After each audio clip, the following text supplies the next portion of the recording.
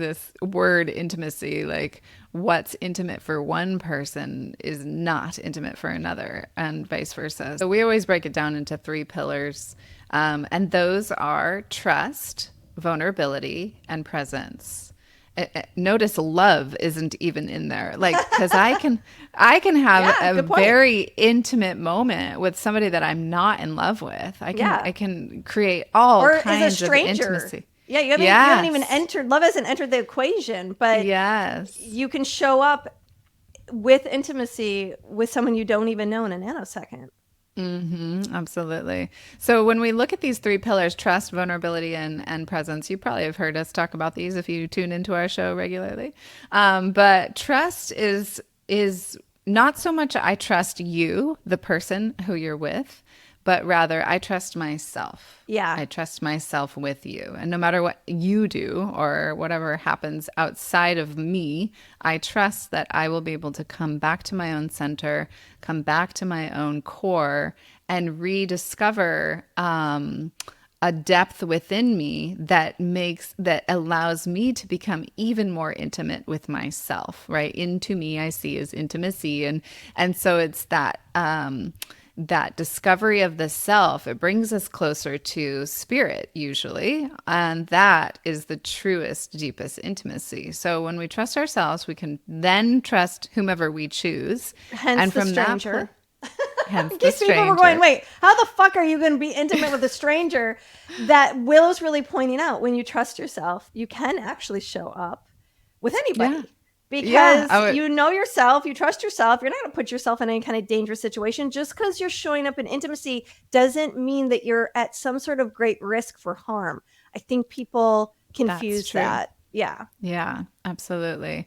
When you have that level of trust, then you can be vulnerable and share things about yourself that you would not otherwise feel comfortable sharing.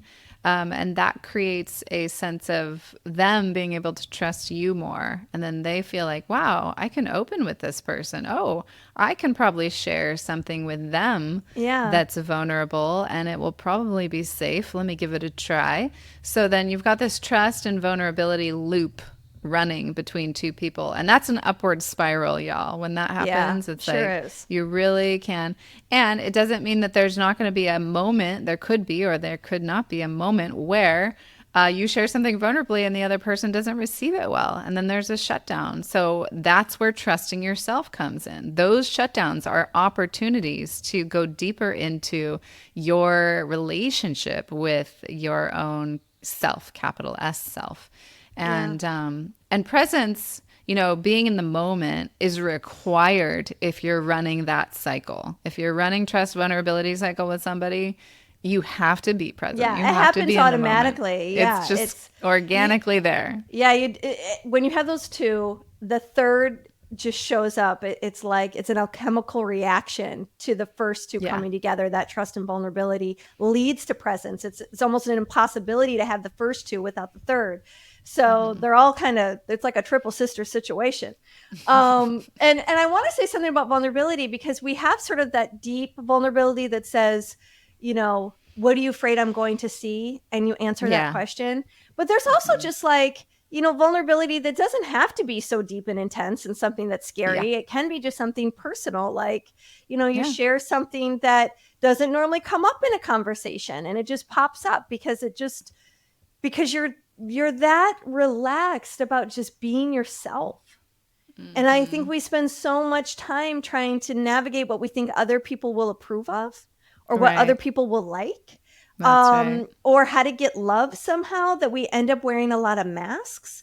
But if we just like get more and more comfortable with not worrying about that, and we just show up as ourselves because we trust ourselves, because we realize that when we trust ourselves, the right people will stick around. Like, and if someone doesn't jive with us, that's okay. Next,